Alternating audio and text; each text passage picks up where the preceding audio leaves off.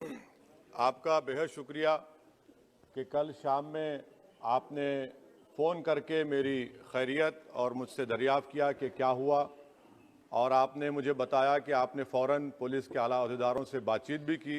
मैं आपका बेहद शुक्रिया अदा करता हूं कि आपने अपनी संवैधानिक जिम्मेदारी को एक रुकने पार्लिमान की जान पर जब कातिलाना हमला किया गया टोल गेट पर, आपने उस बात की। मैं आपका शुक्रिया अदा करता हूं।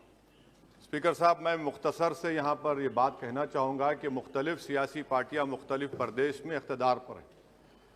ये बात आप तमाम को मैं गोशेगुजार कर रहा हूँ कि आखिर ये कौन लोग हैं जो गोली पर भरोसा करते हैं, बैलेट पर नहीं करते। आखिर ये कौन लोग हैं जो इतना रेडिकलाइज हो चुके हैं कि इनको इस संविधान पर एतमाद नहीं रहा, उनको अंबेडकर के बनाए हुए संविधान के खिलाफ हैं, जो इतनी नफरत पैदा करते हैं। आखिर ये कौन लोग हैं? मैं इसको सियासी गुफ्तगू नहीं करूंगा, ये सबके लिए छोड़ रहा हूं, क्योंकि जहां तक मुझे मालूम कि मैं 2 मरतबा का विधायक हूं, 4 मरतबा का सांसद हूं, और अगर इस तरह से अगर राजनीति आगे बढ़ेगी कि टोल गेट पर गाड़ी रुकती है और 4 राउंड गोलियां चलाई जाती हैं, आखिर इन नौजवानों को ये कैसे रेडिकलाइज हुए? और मैं सरकार से पूछना चाहता हूं कि क्या उन्होंने ये रेडिकलाइजेशन सैयद कुतुब की किताब पढ़कर रेडिकलाइज हुए, अब्दुल्ला अज़ाम की किताब पढ़कर रेडिकलाइज हुए, या अयमन अल ज़ोहरी की किताब पढ़कर रेडिकलाइज हुए?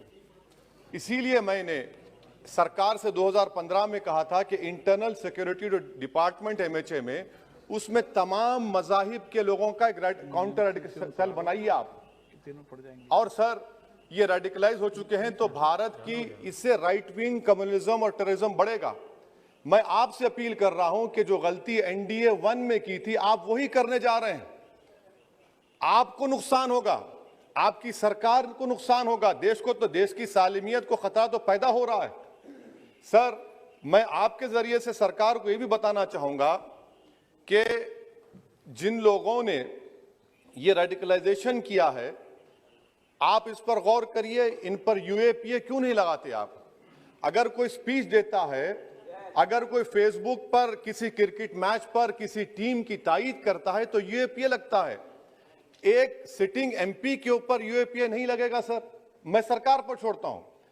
सर, चौथी बात यह है कि रेडिकलाइजेशन की जब बात होती है, हमने यहां पर एक कांग्रेस के बड़े नेता से सुना कि 2 भारत हैं दौलत के एतबार से। नहीं सर, भारत की दौलत मोहब्बत है। भारत की दौलत पैसों की दौलत नहीं है, भारत की दौलत मोहब्बत है।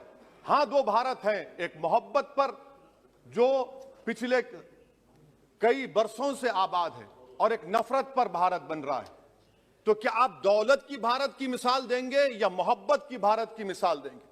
अगर मोहब्बत की भारत की मिसाल देंगे तो उसमें आपको मेरी जबान को रोकने के लिए गोली चलाने की जरूरत नहीं है। इस 2 भारत को समझने की जरूरत है।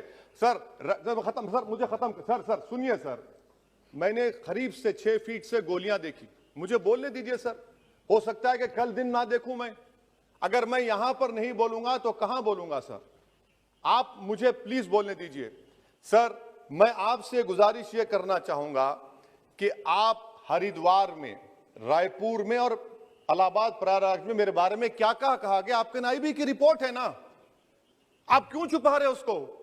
देखिए, मैं मौत से नहीं डरने वाला हूं, हम सबको जाना है इस दुनिया से। बल्कि मैंने कह दिया कि मैं इस वतन में पैदा हुआ, मेरी मां की कोख से तो जमीन पर लिटाया गया।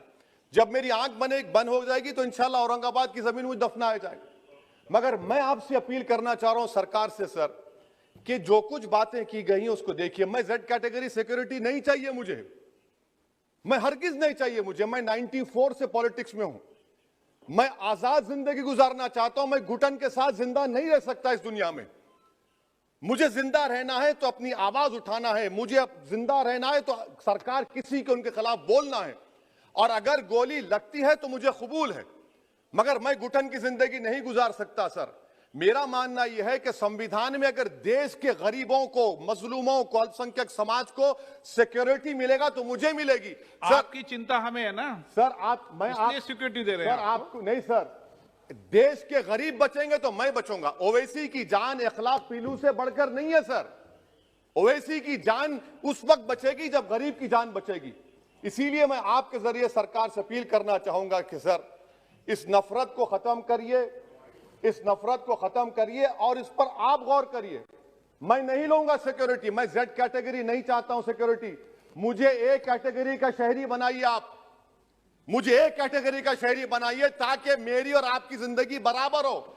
जब देश के प्रधानमंत्री पर सिक्योरिटी ब्रीच हुआ, अपोजिशन की तरफ से मैंने कहा था कि गलत हुआ, सब सेकुलर पार्टी के लोगों ने कहा कि ओवैसी तुम क्यों बोले। मैंने कहा नहीं, देश का प्रधानमंत्री मेरा है, सिक्योरिटी ब्रीच हुई तो एक्शन लेना चाहिए।